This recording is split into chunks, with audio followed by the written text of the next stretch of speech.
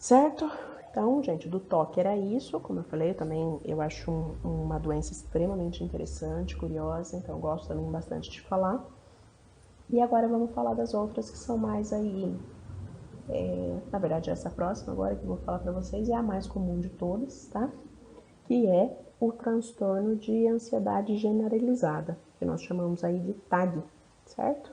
Essa sigla não é tão conhecida, mas a partir de agora pode ficar aí conhecida para vocês. E a CID dela é F41.1.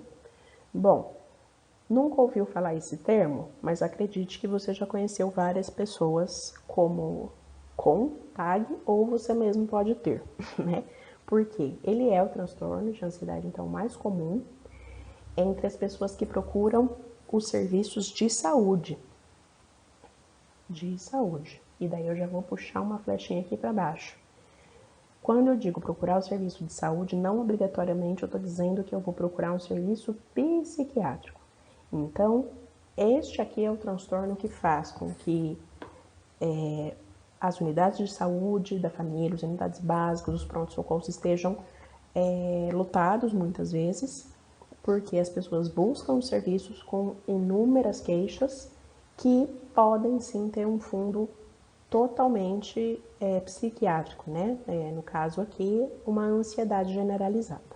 Bom, a característica principal, uma preocupação excessiva e abrangente, ou seja, não é uma preocupação com uma coisa específica, é uma preocupação com tudo. E acompanhada de sintomas somáticos, ou seja, eu tenho queixas físicas muito importantes, tá?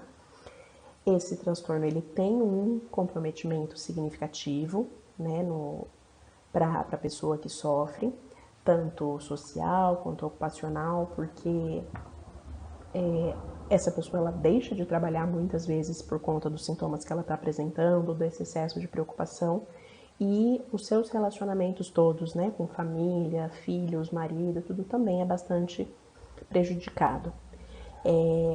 Essa ansiedade, que ela é caracterizada aqui por essa preocupação excessiva, ela não acontece por conta de uma coisa, certo? Ela é, olha essas duas palavrinhas aqui que são super importantes, constante e flutuante. Tem dias que eu tô mais, tem dias que eu tô menos, eu posso passar até uns 2, 3 dias sem me preocupar, mas ela vai estar sempre na minha vida, né? Alguns dias mais, outros dias menos.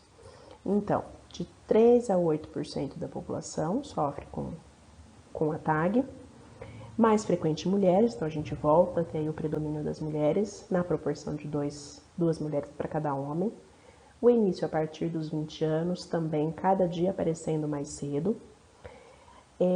Tá ligada a situações, vamos lá mais aqui, as situações de vida de estresse constante. Então, como hoje é difícil a gente falar que tem alguma classe profissional, alguma classe social que não tenha preocupações, que não tenha estresse, então esta nossa vida estressante, ela está trazendo o TAG cada dia mais frequente na nossa população toda. E, como eu já falei ali anteriormente, as pessoas tendem a buscar muitos serviços de saúde. Então, se eu tô com dor no peito, eu vou procurar um cardiologista. Se eu tô com falta de ar, eu vou na unidade de saúde achando que eu tô com asma, ou vou buscar um pneumologista. Se eu tenho dor muscular, eu vou no ortopedista achando que eu tô com alguma hérnia e por aí vai. Porém, só 1/3 das pessoas vão realmente onde elas precisariam ir, que é, no caso aí, no atendimento psiquiátrico, né?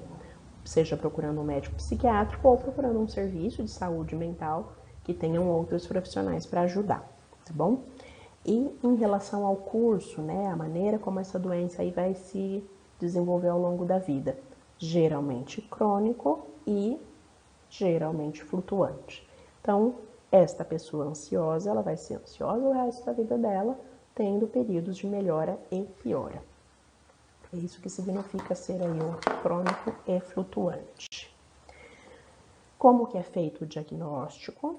Ele é feito quando a pessoa apresenta uma ansiedade generalizada e persistente, não restrita a uma situação específica. Então, não é uma pessoa, uma mulher, por exemplo, que tem uma preocupação absurda com seus filhos, mas que para todas as outras coisas da vida ela é extremamente calma, né? Não, a pessoa com TAG, ela tem essa generalidade generalizada.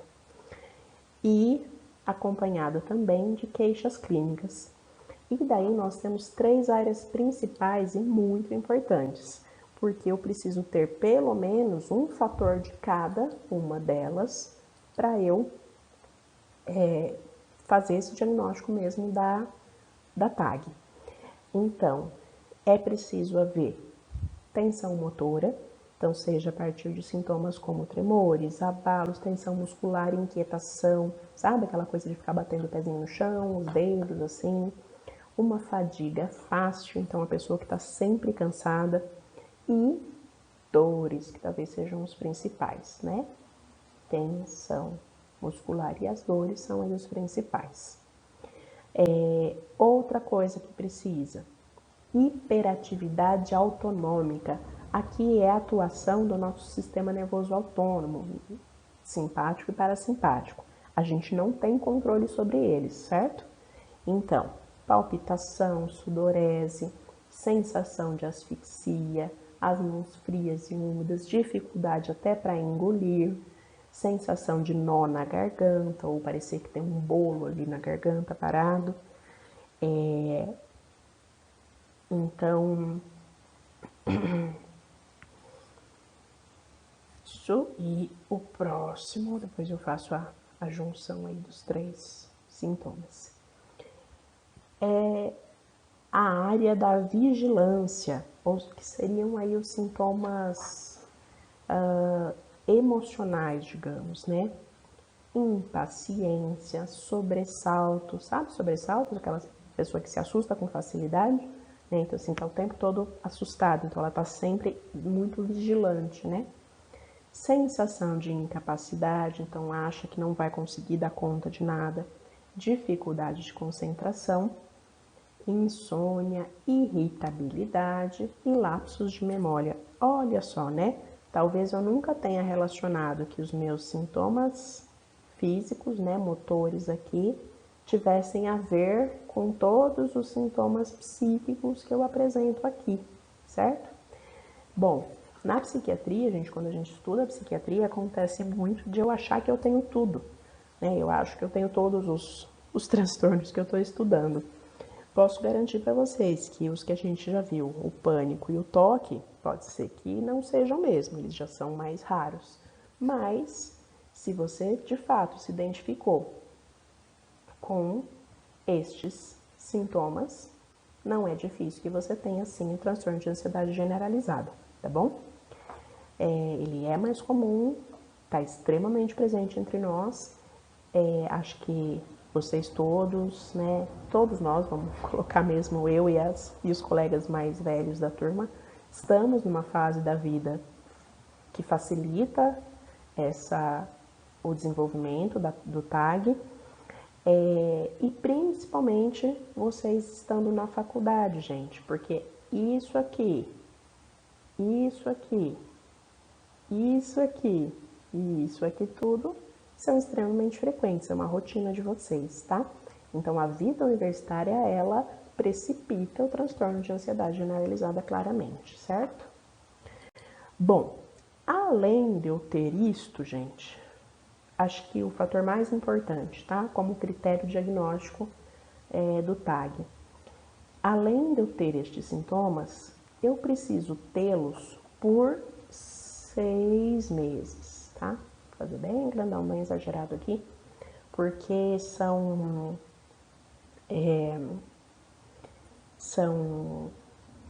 critérios diagnósticos bastante importantes para a gente em psiquiatria. Como eu disse para vocês, gente, eu tenho algumas situações de vida que podem me causar todos aqueles sintomas que eu acabei de dizer. A vida universitária é uma delas, certo? Porém, se eu passei pela minha universidade e sumiu, acabou, beleza, comecei a trabalhar, ou fui para outra área, fui fazer qualquer outra coisa, e acabou, eu não estou mais me sentindo daquela forma, talvez eu não estivesse com TAG, certo? Agora, se eu sempre fui uma pessoa ansiosa, alguma coisa, Eu passei pela faculdade com todos aqueles sintomas, então eu fiquei os 4 anos de faculdade, os 5 anos de faculdade. Então, logicamente, eu já tenho os sintomas aí há mais de 6 meses. E continua depois de eu, porque eu podia achar que esses sintomas estavam somente ligados à faculdade, né, a toda a pressão que se sofre alguma coisa. Mas depois eu percebo que não, porque eu já saí da faculdade, já estou num outro momento de vida e eles ainda permanecem, tá bom? Então não basta só ter aqueles sintomas uma vez na vida, eles têm que ser frequentes, eles têm que ser permanentes, tá bom? Outra coisa importante é a dificuldade em controlar as preocupações. Então daí eu começo a ter prejuízos importantes também quanto a isso, né? As preocupações não me deixam mais ter ter uma vida mais saudável, tá? Então, como falou, 3 ou mais dos sintomas devem estar presentes, preferencialmente um em cada daquelas áreas, né, que nós citamos. E é importante fazer, como sempre, aí, o diagnóstico diferencial, tá?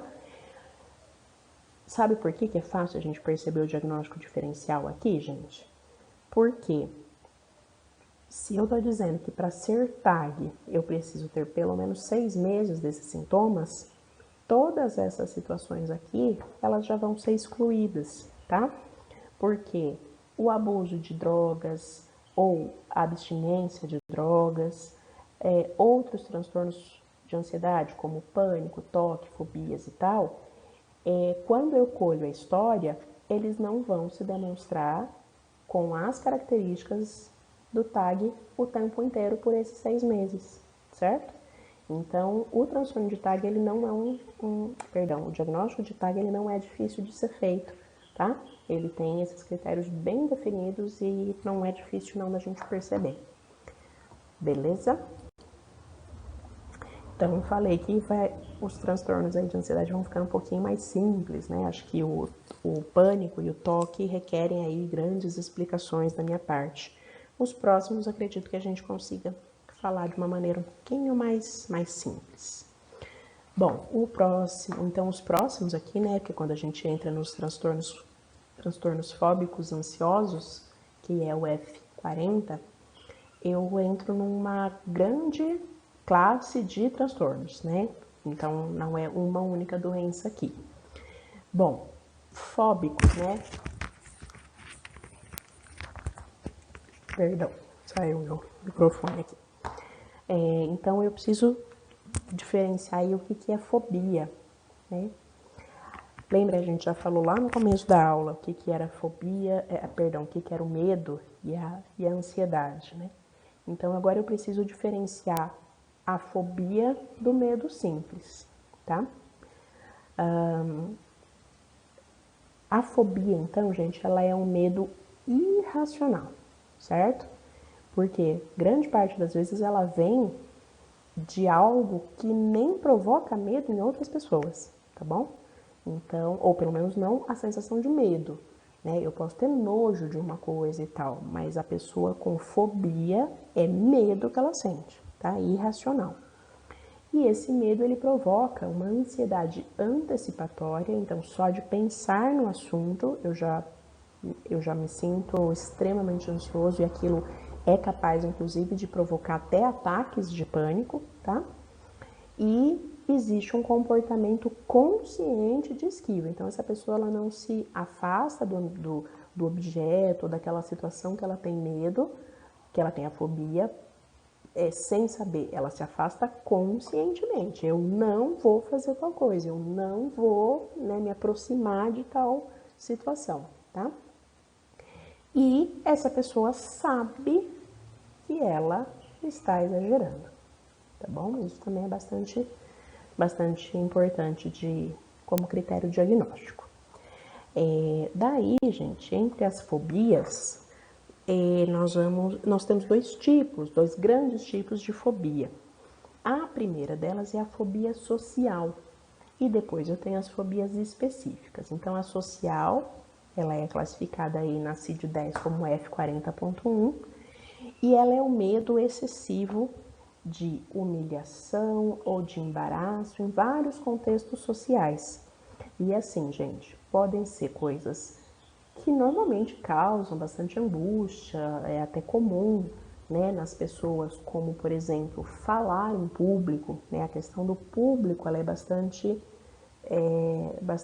clara aqui nessa questão da fobia social, mas existem graus diferentes da fobia social e existem pessoas que não conseguem nem, por exemplo, assinar um cheque em público, tá? Hoje a gente mal tem usado cheque, né, gente? Mas às vezes até para a pessoa, para ela mesma passar um cartão, por exemplo, tá? Hoje em dia, praticamente todo lugar somos nós mesmos que colocamos ali o cartão na máquina e tal, né? Então, para as pessoas com fobia social, isso é tão grave que elas não conseguem, às vezes, fazer isso sozinhas, tá? Então, essa pessoa não é somente quando ela vai enfrentar uma plateia. Então, no caso aqui da faculdade, vai apresentar um trabalho, ou quando ela, né, vai trabalhar, então vai dar uma palestra, alguma coisa. Não é somente nisso, tem pessoas que não conseguem isso de forma nenhuma, mas existem outras situações que provocam também, né, que são provocadas aí pela fobia social, que é você também não conseguir fazer outras coisas, né? As pessoas às vezes não conseguem a gente pegar um ônibus, tá? Seja dentro da cidade ou para viajar, né? É tão embaraçoso para ela, ela tem como se fosse uma vergonha, que não é vergonha, tá, gente? É um medo excessivo e irracional, ou seja, é uma fobia de se colocar nesta situação, de dar ali a sua passagem, o seu documento pro cobrador verificar a sua passagem, entrar naquele ônibus e sentar, tá? Às vezes, quando ela tá com outra pessoa, ela consegue fazer isso, mas geralmente sozinha e tudo, ela tem uma dificuldade absurda, certo? E temos também as fobias específicas, que são classificadas aí pela CID como F40.2 e que é o medo, então, acentuado e persistente de objetos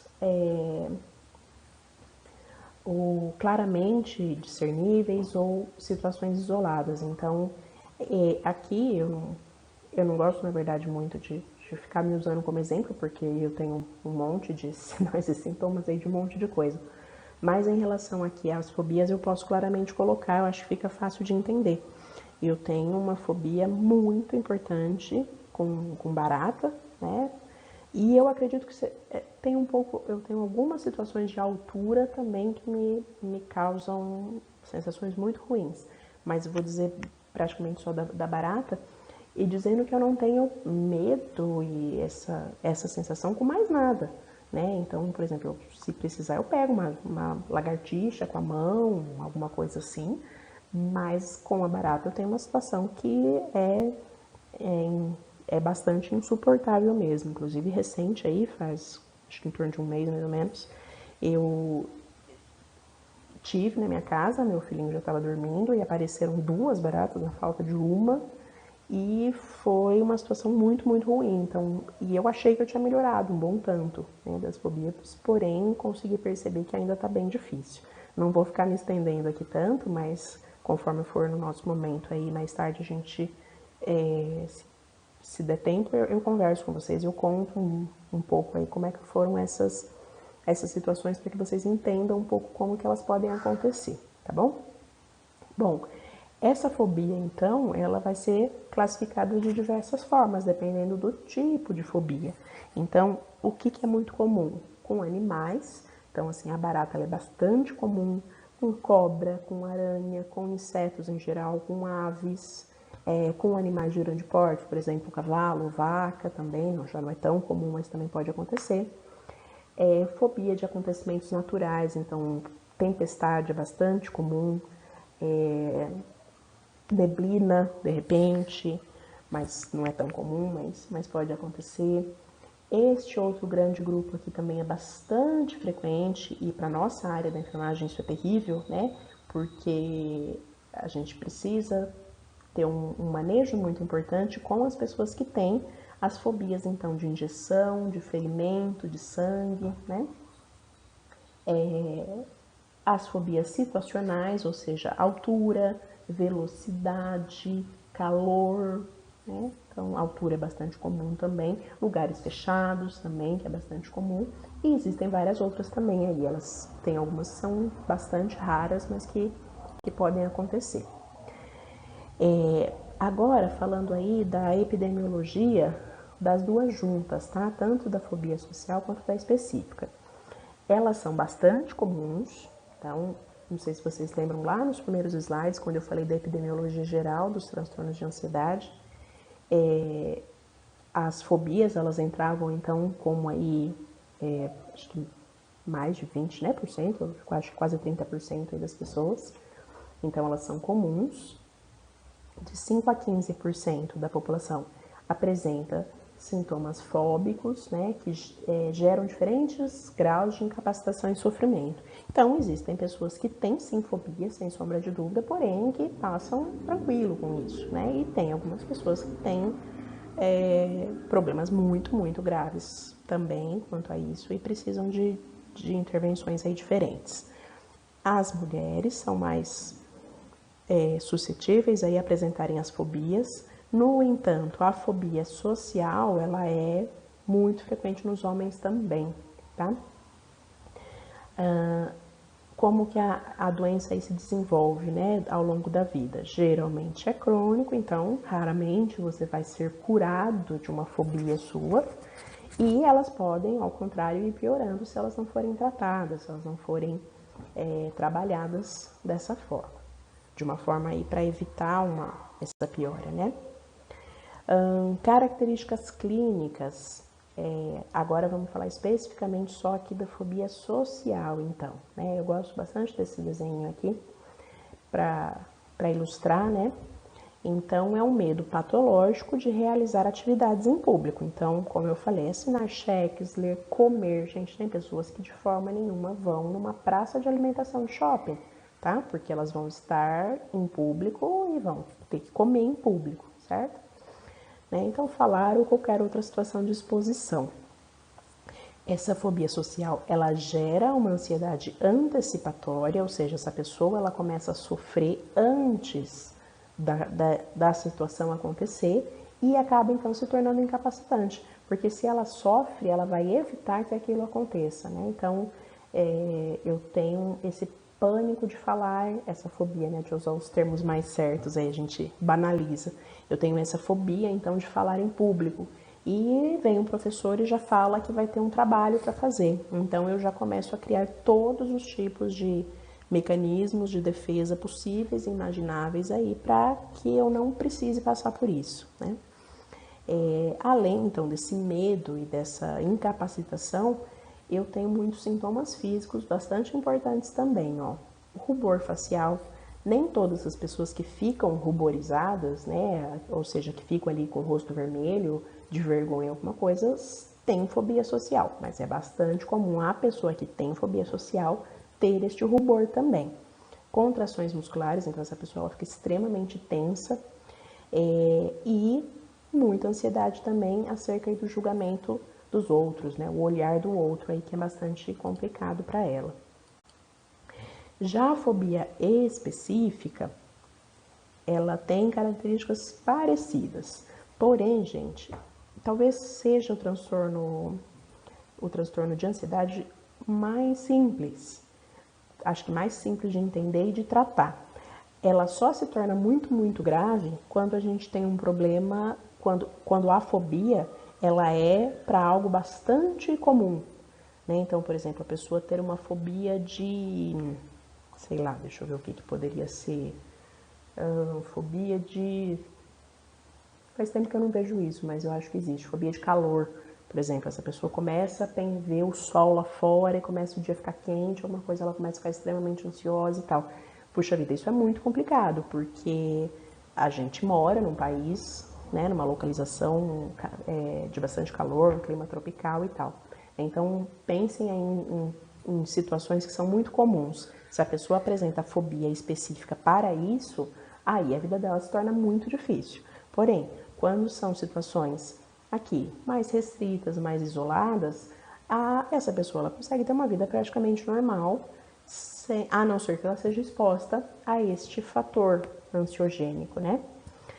Os mais comuns, então, como eu já falei, animais, tempestade, altura, né? Doenças, tá?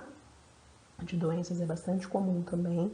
Ferimento, sangue, injeção, o medo da morte, medo de espaços fechados, que acho que é uma das palavras mais conhecidas que nós temos, que é a claustrofobia, né? Então, elevadores ou lugares muito pequenos e tal. E a fobia específica, ela também pode gerar ansiedade antecipatória. Então, eu vou, por exemplo, numa consulta com um dentista e esse dentista, eu gosto muito desse profissional, enfim, né? Preciso ir nele. E daí eu preciso, então, esse consultório fica num prédio no 15º andar. Então, é praticamente impossível eu ir de escada, ou às vezes nem tem escada, é impossível, né? Acho que não ter escada é impossível, mas que seja. Então, só o fato de eu pensar que eu tenho que ir ao dentista e vou ter que entrar no elevador já me causa uma ansiedade antecipatória grande. Quando o grau de fobia dessa pessoa que tem, no caso, a claustrofobia, né, o medo aí do elevador, do espaço fechado, se ele for muito grave, ou se naquele momento da vida da pessoa ele estiver extremamente grave, provavelmente essa pessoa vai subir os 15 andares de escada mesmo, ela não vai se submeter ao elevador de forma nenhuma, tá? Então isso pode acontecer. Vamos ver. O diagnóstico dessas fobias, das duas, né, tanto a social quanto a específica, ele é feito quando é observado, então, né, ou quando é relatado este medo acentuado e persistente diante da situação aí que é colocada como a que causa a fobia, né, seja o público, o social ou esses objetos, essas situações. Entendam que, gente, quando essa pessoa ela é exposta ao que lhe causa fobia, ela provavelmente vai ter ataques de pânico, tá? Ela só não vai ter se ela conseguir não ter que passar por isso. Então, como eu disse, essa pessoa, vamos supor, uma pessoa que tem claustrofobia, ela foi viajar. Talvez já até o próprio avião ela não dê conta, né? Mas às vezes ela consegue. Às vezes é muito, muito específico a situação que causa a fobia na pessoa, né? Então, às vezes, por ser um avião grande, alguma coisa, ela não tem a sensação de claustrofobia. Mas o elevador, ela não dá conta. Ou um outro tipo de ambiente, um banheiro, por exemplo, ela pode, talvez, até fazer a viagem de avião, mas pode ser que ela não utilize o banheiro do avião, que é extremamente apertado e faz um barulho muito grande também, então dá uma sensação ali, às vezes, ruim. Bom, mas essa pessoa fez a viagem, por exemplo, tal, viajou e de repente um dos lugares que ela vai conhecer é um lugar que é muito alto e precisa pegar o elevador e não tem a menor possibilidade dela ir de outra forma. Então, a escada tá, sei lá, tá interditada, sei lá o quê. E quando ela é colocada, então, dentro desse elevador, ela acaba tendo um ataque de pânico, que provavelmente vai melhorar muito rápido assim que ela sair desse elevador, certo? Então, ela só não vai ter o ataque de pânico se ela falar, bom, então eu não vou mesmo, vou preferir, vou ficar aqui embaixo, não vou conhecer o lugar lá em cima, sei lá o quê. Entenderam? Então, é bastante comum. Qual que é o resultado, né, da exposição aí à situação? Geralmente são os ataques de pânico mesmo, tá? Existe, então, um prejuízo social importante. De novo, se é como o meu, que eu tenho fobia de barata, graças a Deus eu tenho muito pouco convívio com baratas. Então, quando elas não estão presentes na minha vida, a minha vida segue normalmente, eu não tenho prejuízos. Mas se elas aparecerem, geralmente o prejuízo é interessante, pelo menos. E claramente nós, fóbicos, reconhecemos esse medo como irracional e exagerado. Inclusive, pelo menos na minha cabeça, eu fico assim, não, mas é só fazer tal coisa, né? E esse só fazer tal coisa, você fala, então tá bom, então eu vou fazer. E você vai, se enche de coragem, vai fazer e você simplesmente não faz. É como se seu corpo estivesse sendo amarrado, tá? Bom, por último aqui das fobias, o que é muito, muito, muito importante? A gente diferenciar a fobia social da timidez normal e a fobia específica do medo apropriado, certo? Então, existem pessoas tímidas, existem pessoas extrovertidas, tá? Então, eu posso mesmo dizer, apesar de eu ter uma fobia específica, eu não tenho a menor característica de fobia social. Eu não tenho nem um pouco de timidez, digamos, certo? Então, para vocês verem que uma coisa não está ligada à outra, é muito, muito específico mesmo, no caso, para mim aqui. Uma pessoa pode sim ter fobia social e fobia específica junto, certo? Mas no meu caso, não. Mas é preciso diferenciar. O que é a timidez normal? Não é muito comum as pessoas gostarem de falar em público e tal. Como eu falei, eu já não tenho esse problema, né?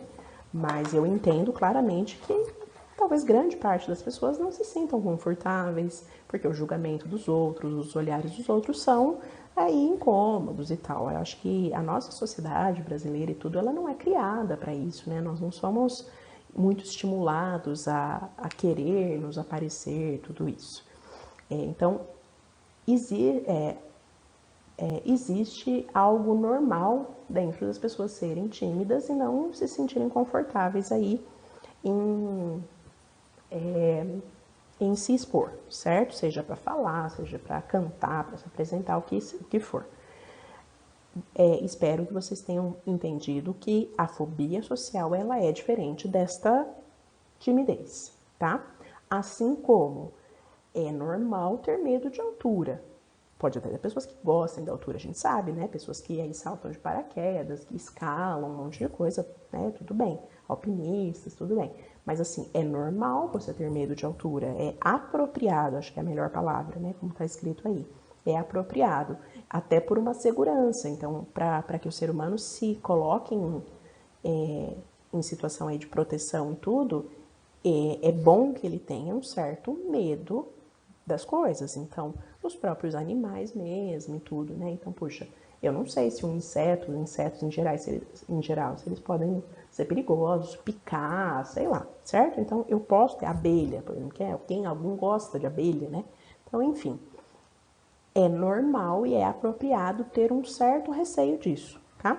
Mas que espero que tenha ficado claro também que há as pessoas que têm fobia destas situações, essa fobia, então, no caso que é específica, não é o medo de altura, o medo de lugar fechado, o medo de barata. Aí que tá, não é o medo, né? Geralmente a barata, ela é um animal que ela causa nojo nas pessoas, né? Ai, morro de nojo de barata, tem horror matar barata.